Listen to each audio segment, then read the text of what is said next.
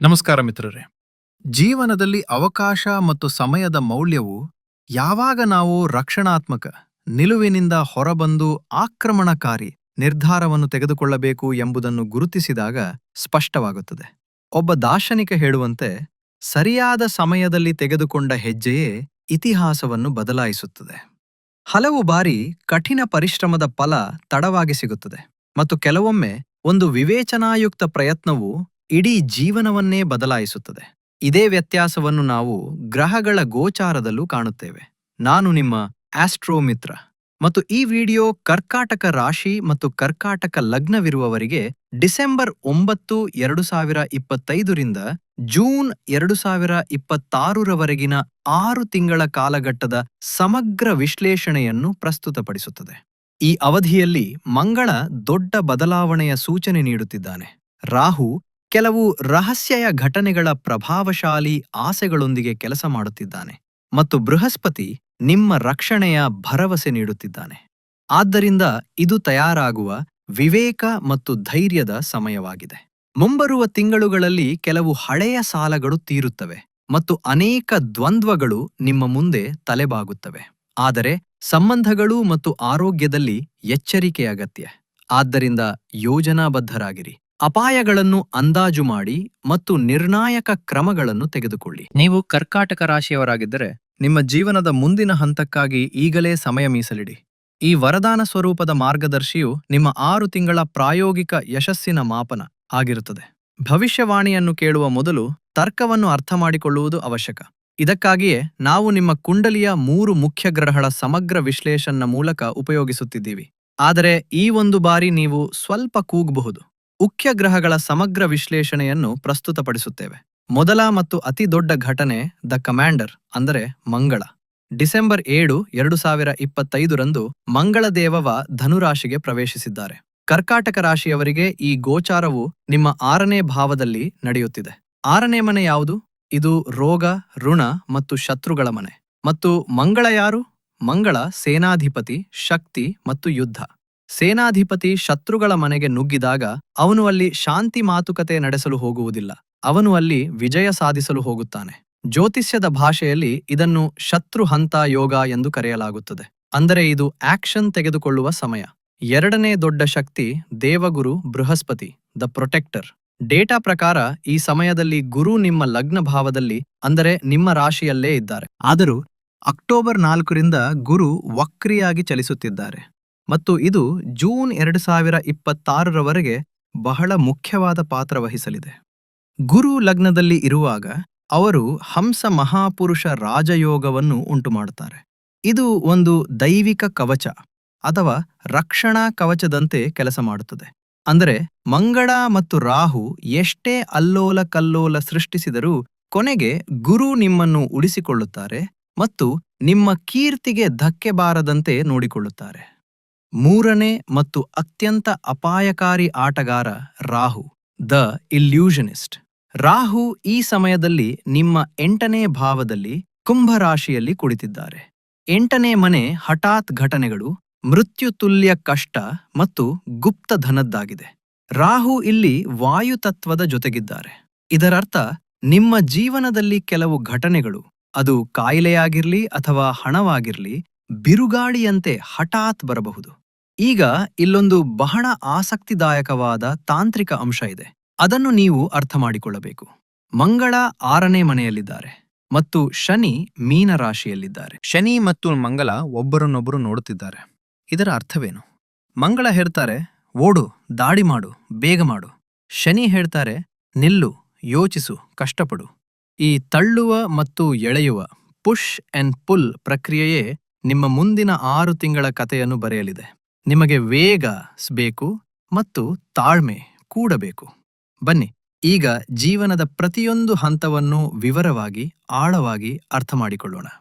ವೃತ್ತಿ ಜೀವನ. ಮೊದಲನೆಯದಾಗಿ ಇಂದಿನ ಸಮಯದಲ್ಲಿ ಅತ್ಯಂತ ಅಗತ್ಯವಿರುವ ವಿಷಯದ ಬಗ್ಗೆ ಮಾತನಾಡೋಣ. ನಿಮ್ಮ ವೃತ್ತಿ ಜೀವನ, ನಿಮ್ಮ ಉದ್ಯೋಗ ಮತ್ತು ನಿಮ್ಮ ವ್ಯವಹಾರ.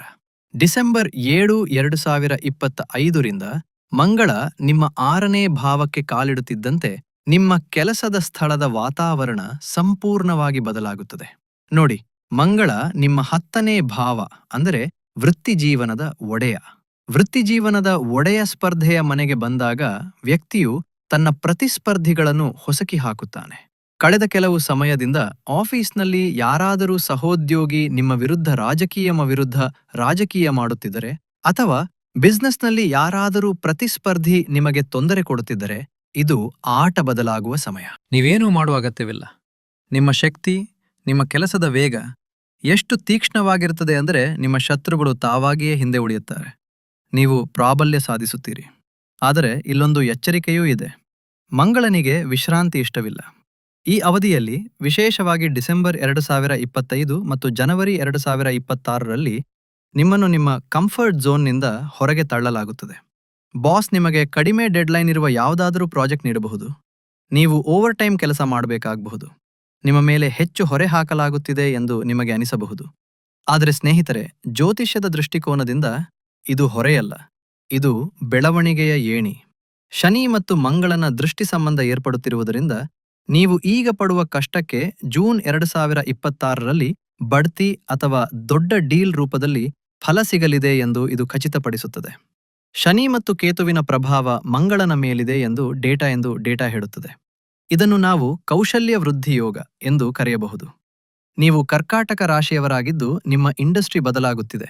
ಉದಾಹರಣೆಗೆ AI ಬರುತ್ತಿದೆ ಅಥವಾ ಹೊಸ ತಂತ್ರಜ್ಞಾನ ಬರುತ್ತಿದೆ ಎಂದು ನಿಮಗೆ ಅನಿಸಿದರೆ, ಇದು ಹೆದರುವ ಸಮಯವಲ್ಲ, ಕಲಿಯುವ ಸಮಯ. ಈ 6 ತಿಂಗಳುಗಳು ಯಾವುದೇ technical course, coding, machine learning ಅಥವಾ ಯಾವುದೇ ಹೊಸ ವಿದ್ಯೆಯನ್ನು ಕಲಿಯಲು ಅತ್ಯುತ್ತಮವಾಗಿವೆ. ಇಂದು ಕಲಿತ ಕೌಶಲ್ಯವು ನಿಮಗೆ ಮುಂದಿನ 5 ವರ್ಷಗಳವರೆಗೆ ಆದಾಯ ತಂದುಕೊಡುತ್ತದೆ. ಮಂಗಳನ 7ನೇ ದೃಷ್ಟಿ 12ನೇ ಭಾವದ ಮೇಲಿದೆ.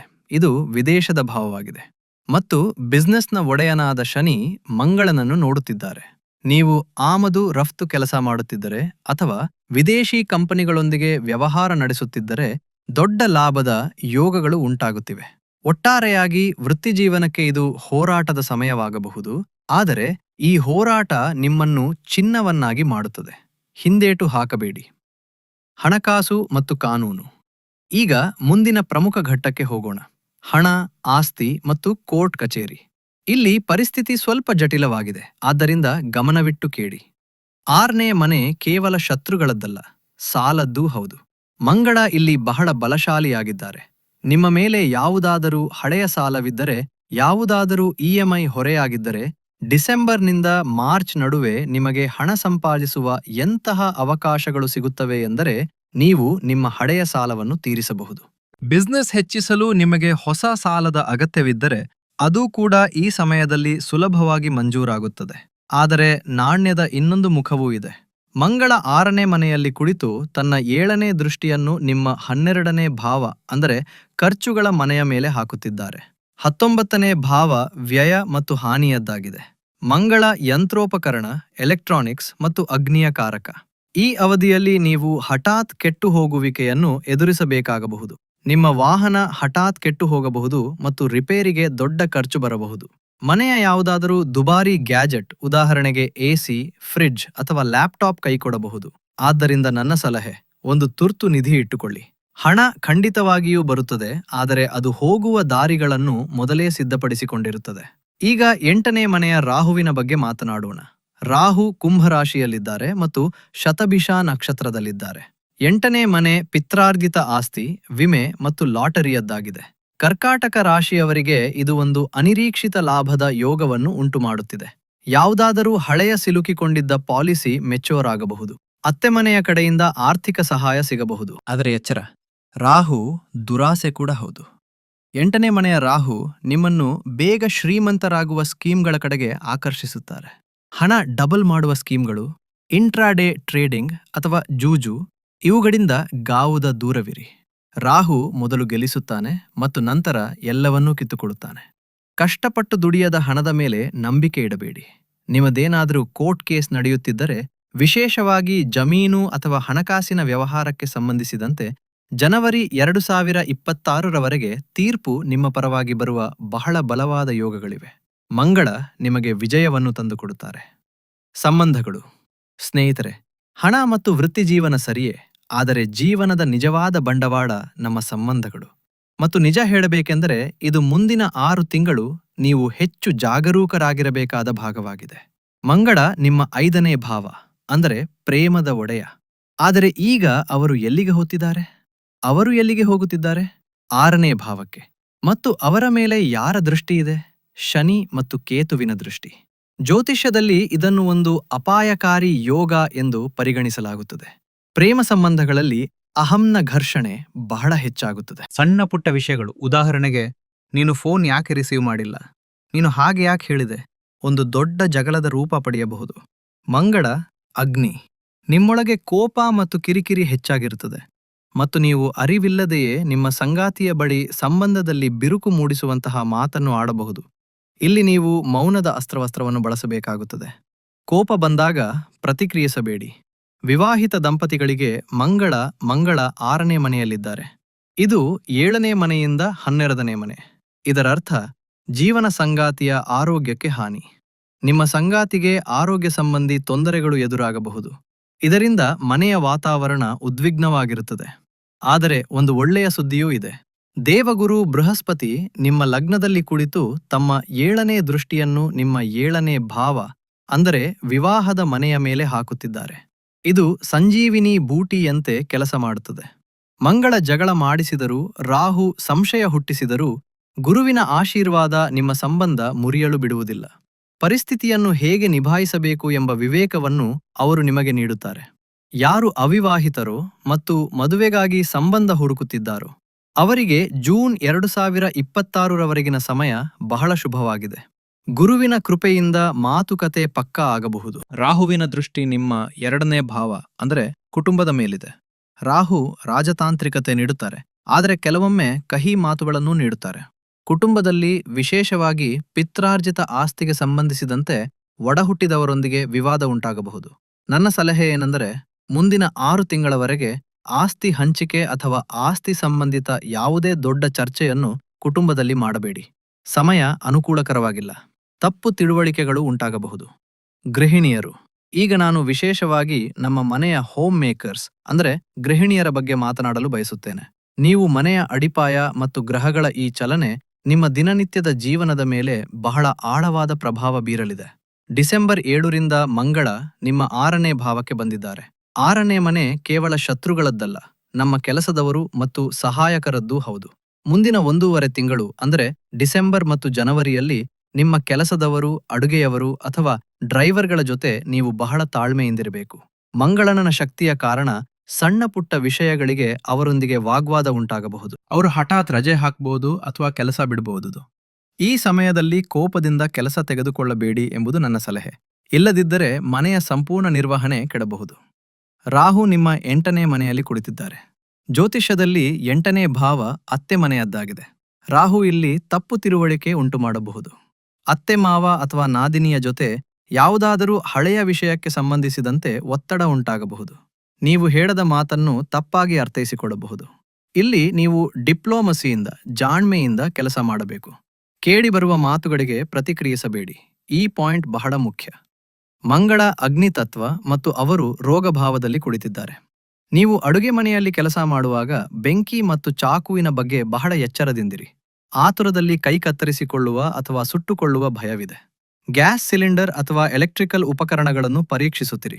ಮಂಗಳನ ಪ್ರಭಾವದಿಂದ ಇವು ಹಠಾತ್ ಕೆಡಬಹುದು. ಆದರೆ ಹೆದರುವ ಅಗತ್ಯವಿಲ್ಲ. ದೇವಗುರು ಬೃಹಸ್ಪತಿ ನಿಮ್ಮ ಲಗ್ನದಲ್ಲಿದ್ದಾರೆ. ಇದರರ್ಥ ಮನೆಯಲ್ಲಿ ಎಷ್ಟೇ ಅಲ್ಲೋಲ ಕಲ್ಲೋಲವಿದ್ದರೂ ಕೊನೆಗೆ ನಿರ್ಧಾರ ನಿಮ್ಮದೇ ಅಂತಿಮವಾಗಿರುತ್ತದೆ. ನಿಮ್ಮ ಪತಿ ಮತ್ತು ಮಕ್ಕಳು ನಿಮ್ಮ ನಿರ್ವಹಣಾ ಕೌಶಲ್ಯವನ್ನು, ಮ್ಯಾನೇಜ್ಮೆಂಟ್ ಸ್ಕಿಲ್ಸ್ ಹೊಗಳುತ್ತಾರೆ. ನೀವು ಮನೆಯಿಂದಲೇ ಟಿಫನ್ ಸರ್ವಿಸ್, ಬುಟಿಕ್ ಅಥವಾ ಟ್ಯೂಷನ್ನಂತಹ ಸಣ್ಣ ಬಿಸ್ನೆಸ್ ಪ್ರಾರಂಭಿಸಲು ಬಯಸಿದರೆ ಮಂಗಳ ನಿಮಗೆ ತುಂಬಾ ಶಕ್ತಿ ನೀಡುತ್ತಾರೆ. ಈ ಸಮಯ ಸ್ವಾವಲಂಬಿ ಸಮಯ. ಆರೋಗ್ಯ. ಈಗ ಅತ್ಯಂತ ಪ್ರಮುಖ ವಿಷಯಕ್ಕೆ ಬರೋಣ, ನಿಮ್ಮ ಆರೋಗ್ಯ. ಆರೋಗ್ಯವೇ ಭಾಗ್ಯ ಎಂಬ ಮಾತಿದೆ. ಈ ಅವಧಿಯಲ್ಲಿ ನಿಮ್ಮ ಆರೋಗ್ಯದ 2 ಮುಖ್ಯ ಕಾರಕಗಳೆಂದರೆ 6ನೇ ಮನೆಯ ಮಂಗಳ ಮತ್ತು 8ನೇ ಮನೆಯ ರಾಹು. ಮಂಗಳ 6ನೇ ಭಾವದಲ್ಲಿದ್ದಾರೆ ಮತ್ತು ಅವರ 8ನೇ ದೃಷ್ಟಿ ನಿಮ್ಮ ಲಗ್ನ, ಅಂದರೆ ನಿಮ್ಮ ಶರೀರದ ಮೇಲೆ ಬೀಳುತ್ತಿದೆ. ಲಗ್ನದ ಮೇಲೆ ಮಂಗಳನ ದೃಷ್ಟಿಯ ಅರ್ಥ ಶರೀರದಲ್ಲಿ ಅತಿಯಾದ ಉಷ್ಣತೆ, ಆಸಿಡಿಟಿ, ಆಸಿಡ್ ರಿಫ್ಲಕ್ಸ್, ಹೊಟ್ಟೆಯಲ್ಲಿ ಉರಿ ಅಥವಾ ಲಿವರ್ಗೆ ಸಂಬಂಧಿಸಿದ ಸಮಸ್ಯೆಗಳು ನಿಮ್ಮನ್ನು ಕಾಡಬಹುದು. ನೀವು ಮಸಾಲೆಯುಕ್ತ ಆಹಾರ ಅಥವಾ ಹೊರಗಿನ ಜಂಕ್ ಫುಡ್ ತಿಂದರೆ ನೀವು ಕಾಯಿಲೆಗೆ ಆಹ್ವಾನ ನೀಡುತ್ತಿದ್ದೀರಿ ಎಂದರ್ಥ. ಇದಲ್ಲದೆ 6ನೇ ಮನೆ ಗಾಯ ಅಪಘಾತದ್ದಾಗಿದೆ. ವಾಹನ ಚಲಾಯಿಸುವಾಗ, ಮೆಟ್ಟಿಲು ಹತ್ತುವಾಗ ಅಥವಾ ಜಿಮ್ನಲ್ಲಿ ವರ್ಕೌಟ್ ಮಾಡುವಾಗ ಎಚ್ಚರಿಕೆ ವಹಿಸಿ. ಶರೀರದ ಕೆಳಭಾಗ ಅಥವಾ ತಲೆಗೆ ಪೆಟ್ಟು ಬೀಳುವ ಸಾಧ್ಯತೆ ಇದೆ. ಈಗ ಇದು ಅತ್ಯಂತ ಮುಖ್ಯವಾದ ಪಾಯಿಂಟ್. 8ನೇ ಮನೆಯ ರಾಹು ಆಗಾಗ ವೈದ್ಯಕೀಯ ನಿಗೂಢತೆ ಉಂಟುಮಾಡುತ್ತಾರೆ. ಇದರ ಅರ್ಥವೇನು? ನಿಮಗೆ ಕಾಯಿಲೆ ಇದೆ ಎಂದು ಅನಿಸುತ್ತದೆ, ಸುಸ್ತು ಅನಿಸುತ್ತದೆ, ಗಾಬರಿ ಆಗುತ್ತದೆ. ನೀವು ಡಾಕ್ಟರ್ ಬಳಿ ಹೋಗುತ್ತೀರಿ, ದುಬಾರಿ ಟೆಸ್ಟ್ಗಳನ್ನು ಮಾಡಿಸುತ್ತೀರಿ. 2000, 5000ದ ಟೆಸ್ಟ್ಗಳಾಗುತ್ತವೆ. ಆದರೆ ರಿಪೋರ್ಟ್ ಏನು ಬರುತ್ತದೆ? ನಾರ್ಮಲ್. ಡಾಕ್ಟರ್ ಹೇಳ್ತಾರೆ, ನಿಮಗೆ ಏನೂ ಆಗಿಲ್ಲ, ಇದು ಕೇವಲ ಒತ್ತಡ. ಆದರೆ ನೀವು ಒಳಗಿನಿಂದ ಅಸ್ವಸ್ಥರಾಗಿರುತ್ತೀರಿ. ಇದು ರಾಹುವಿನ ಮಾಯಾಜಾಲ. ಇದು ದೈಹಿಕ ಕಾಯಿಲೆಗಿಂತ ಹೆಚ್ಚಾಗಿ ಮಾನಸಿಕ ಭ್ರಮೆ. ರಾಹು ನಿಮಗೆ ಅಜ್ಞಾತ ಭಯ ನೀಡುತ್ತಾರೆ. ಉದಾಹರಣೆಗೆ, ನನಗೆ ಹಾರ್ಟ್ ಅಟ್ಯಾಕ್ ಆಗುತ್ತಾ? ನನಗೆ ಯಾವುದಾದರೂ ದೊಡ್ಡ ಕಾಯಿಲೆ ಬಂದಿದೆಯಾ? ಈ ವೈದ್ಯಕೀಯ ನಿಗೂಢತೆಗೆ ಮದ್ದು ಔಷಧಿಯಲ್ಲ, ಜೀವನ ಶೈಲಿ. ಸಾತ್ವಿಕ ಆಹಾರ ಸೇವಿಸಿ.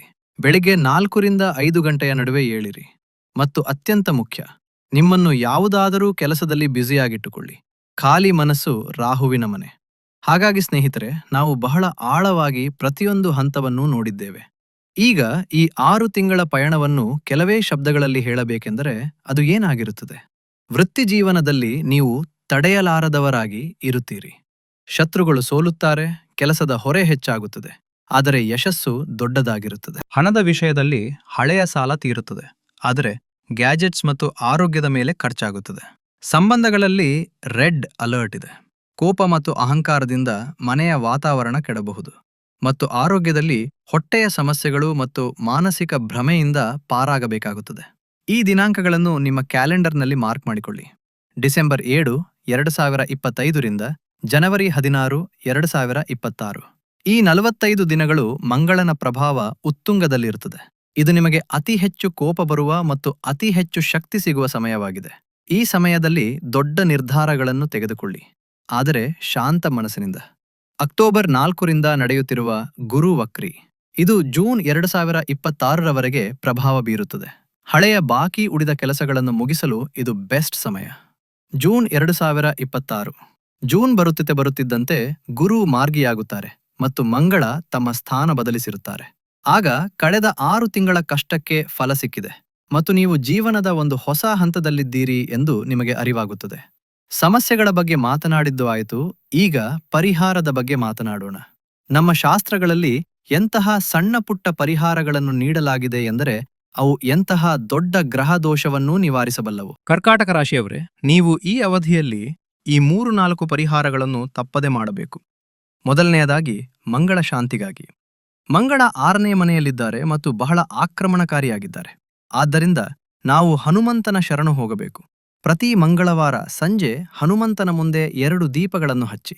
ಮೊದಲ ದೀಪ ಮಲ್ಲಿಗೆ ಎಣ್ಣೆಯದ್ದು ಮತ್ತು 2ನೇ ದೀಪ ಶುದ್ಧ ತುಪ್ಪದ್ದು. ಹನುಮಂತನಿಗೆ ಬೆಲ್ಲದ ರೊಟ್ಟಿಯ ನೈವೇದ್ಯ ಮಾಡಿ ಮತ್ತು ಅದನ್ನು ಹಸುವಿಗೆ ತಿನ್ನಿಸಿ. ಜೊತೆಗೆ ಬಜರಂಗ ಬಾಣ ಪಠಿಸಿ. ಇದು ಶತ್ರುಗಳು ಮತ್ತು ಕೋರ್ಟ್ ಕೇಸ್ಗಳಿಗೆ ರಾಮಬಾಣವಾಗಿದೆ. 2ನೇಯದಾಗಿ ರಾಹು ಶಾಂತಿಗಾಗಿ. 8ನೇ ಮನೆಯ ರಾಹುವನ್ನು ಶಾಂತಗೊಳಿಸುವುದು ಬಹಳ ಅವಶ್ಯಕ. ಇದರಿಂದ ಅವನು ವೈದ್ಯಕೀಯ ನಿಗೂಢತೆ ಮತ್ತು ಧನಹಾನಿ ನೀಡುವುದಿಲ್ಲ. ಪ್ರತಿದಿನ 108 ಬಾರಿ ಓಂ ರಾಮ್ ರಾಹವೇ ನಮಃ ಎಂದು ಜಪಿಸಿ. ನೀವು ಮಲಗುವ ಹಾಸಿಗೆಯ ಕೆಳಗೆ ಒಂದು ನವಿಲುಗರಿ ಇಡಿ. ರಾಹುವನ್ನು ಸರ್ಪ ಎಂದು ಪರಿಗಣಿಸಲಾಗುತ್ತದೆ ಮತ್ತು ನವಿಲು ಸರ್ಪದ ಶತ್ರು. ಇದು ನಿಮ್ಮನ್ನು ಕೆಟ್ಟ ಕನಸುಗಳು ಮತ್ತು ಭಯದಿಂದ ರಕ್ಷಿಸುತ್ತದೆ. ನಿಮ್ಮ ಬೆಡ್ರೂಮ್ನ ನೈಋತ್ಯ ಮೂಲೆಯಲ್ಲಿ ಒಂದು ಗಾಜಿನ ಬಟ್ಟಲಿನಲ್ಲಿ ಕಲ್ಲು ಉಪ್ಪಿನ 5-6 ತುಂಡುಗಳನ್ನು ಇಡಿ. ಇದು ನಿಮ್ಮ ಮನೆಯ ನಕಾರಾತ್ಮಕ ಶಕ್ತಿಯನ್ನು ಹೀರಿಕೊಳ್ಳುತ್ತದೆ. ಇದನ್ನು ಪ್ರತಿ ತಿಂಗಳು ಫ್ಲಶ್ ಮಾಡಿ ತಾಜಾ ಉಪ್ಪನ್ನು ಇಡಿ. ಮತ್ತು ಅತಿ ದೊಡ್ಡ ಎಚ್ಚರಿಕೆ, ಮನೆಯಲ್ಲಿ ಯಾವುದೇ ನಿಂತು ಹೋದ ಗಡಿಯಾರ ಅಥವಾ ಕೆಟ್ಟು ಹೋದ ಎಲೆಕ್ಟ್ರಾನಿಕ್ ವಸ್ತುಗಳನ್ನು ಇಡಬೇಡಿ. ಇದು ನೇರವಾಗಿ ರಾಹುವಿಗೆ ಆಹ್ವಾನ ನೀಡುತ್ತದೆ. 3ನೇದಾಗಿ ಆರೋಗ್ಯ ಮತ್ತು ಮನಸ್ಸಿನ ಶಾಂತಿಗಾಗಿ. ಕರ್ಕಾಟಕ ರಾಶಿಯ ಒಡೆಯ ಚಂದ್ರ ಮತ್ತು ಚಂದ್ರ ಶಿವನ ತಲೆಯ ಮೇಲೆ ವಿರಾಜಮಾನನಾಗಿದ್ದಾನೆ. ಪ್ರತಿ ಸೋಮವಾರ ಶಿವಲಿಂಗಕ್ಕೆ ನೀರು ಅರ್ಪಿಸಿ ಅದರಲ್ಲಿ ಸ್ವಲ್ಪ ಹಸಿ ಹಾಲು ಮತ್ತು ಕಪ್ಪು ಎಳ್ಳನ್ನು ಬೆರೆಸಿರಲಿ. ಇದು ಮಾನಸಿಕ ಶಾಂತಿ ನೀಡುತ್ತದೆ ಮತ್ತು ಖಿನ್ನತೆಯನ್ನು ದೂರವಿಡುತ್ತದೆ. ಸ್ನೇಹಿತರೆ, ಗ್ರಹಗಳ ಚಲನೆ ಬದಲಾಗುತ್ತಿರುತ್ತದೆ. ಆದರೆ ನಿಮ್ಮ ಇಚ್ಛಾಶಕ್ತಿ ಯಾವುದೇ ಗ್ರಹವನ್ನು ಸೋಲಿಸಬಲ್ಲ ಶಕ್ತಿಯಾಗಿದೆ. ಡಿಸೆಂಬರ್ 2025ರಿಂದ ಜೂನ್ 2026ರ ಸಮಯ ನಿಮಗೊಂದು ತರಬೇತಿ ಅವಧಿ ಇದ್ದಂತೆ. ಮಂಗಳ ನಿಮ್ಮನ್ನು ಯೋಧನನ್ನಾಗಿ ಮಾಡಲು ಬಯಸುತ್ತಾನೆ. ಶನಿ ನಿಮ್ಮನ್ನು ಪರಿಶ್ರಮಿಯನ್ನಾಗಿ ಮಾಡಲು ಬಯಸುತ್ತಾನೆ ಮತ್ತು ಗುರು ನಿಮ್ಮನ್ನು ಜ್ಞಾನಿಯನ್ನಾಗಿ ಮಾಡಲು ಬಯಸುತ್ತಾನೆ. ನೀವು ಸೋಮಾರಿತನ ಬಿಟ್ಟು ಕೋಪದ ಮೇಲೆ ಹಿಡಿತ ಸಾಧಿಸಿ ಸರಿಯಾದ ದಿಕ್ಕಿನಲ್ಲಿ ಶ್ರಮಿಸಿದರೆ ನಂಬಿ ಜೂನ್ 2026ರಲ್ಲಿ ನೀವು ಹಿಂತಿರುಗಿ ನೋಡಿದಾಗ ಈ ಸಮಯವನ್ನು ಸದ್ಬಳಕೆ ಮಾಡಿಕೊಂಡಿದ್ದಕ್ಕೆ ನಿಮಗೆ ಹೆಮ್ಮೆ ಎನಿಸುತ್ತದೆ. ಈ ವಿವರವಾದ ವಿಶ್ಲೇಷಣೆಯು ಜೀವನದಲ್ಲಿ ಸರಿಯಾದ ನಿರ್ಧಾರಗಳನ್ನು ತೆಗೆದುಕೊಳ್ಳಲು ನಿಮಗೆ ಸಹಾಯ ಮಾಡುತ್ತದೆ ಎಂದು ಭಾವಿಸುತ್ತೇನೆ. ಈ ವಿಡಿಯೋ ಕೇವಲ ಮಾಹಿತಿಯಲ್ಲ, ಒಂದು ಜವಾಬ್ದಾರಿಯೂ ಹೌದು. ಇದನ್ನು ಕರ್ಕಾಟಕ ರಾಶಿಯ ನಿಮ್ಮ ಎಲ್ಲಾ ಸ್ನೇಹಿತರು ಮತ್ತು ಕುಟುಂಬದವರೊಂದಿಗೆ ಶೇರ್ ಮಾಡಿ. ನಿಮ್ಮ ಒಂದು ಶೇರ್ ಅವರ ಯಾವುದೋ ದೊಡ್ಡ ತೊಂದರೆಯನ್ನು ಕಡಿಮೆ ಮಾಡಬಹುದು. ನಿಮ್ಮ ಮನಸ್ಸಿನಲ್ಲಿ ಯಾವುದೇ ಪ್ರಶ್ನೆಗಳಿದ್ದರೆ ಕೆಳಗೆ ಕಮೆಂಟ್ಸ್ನಲ್ಲಿ ಬರೆಯಿರಿ. ಮತ್ತು ಹೌದು, ವಿಡಿಯೋ ಇಷ್ಟವಾಗಿದ್ದರೆ ಲೈಕ್ ಬಟನ್ ಒತ್ತಲು ಮರೆಯಬೇಡಿ. ಇದೇ ರೀತಿಯ ಜ್ಞಾನವರ್ಧಕ ವಿಡಿಯೋಗಳಿಗಾಗಿ ನಮ್ಮ ಚಾನಲ್ ಅನ್ನು ಸಬ್ಸ್ಕ್ರೈಬ್ ಮಾಡಿ ಮತ್ತು ಬೆಲ್ ಐಕಾನ್ ಒತ್ತಿರಿ. ಶೀಘ್ರದಲ್ಲೇ ಮತ್ತೊಂದು ಹೊಸ ಮಾಹಿತಿಯೊಂದಿಗೆ ಸಿಗೋಣ. ಅಲ್ಲಿಯವರೆಗೆ ನಿಮ್ಮ ಕಾಳಜಿ ವಹಿಸಿ ಖುಷಿಯಾಗಿರಿ. ದೇವರು ನಿಮ್ಮೆಲ್ಲರಿಗೂ ಒಳಿತು ಮಾಡಲಿ. ಹರ ಹರ ಮಹಾದೇವ.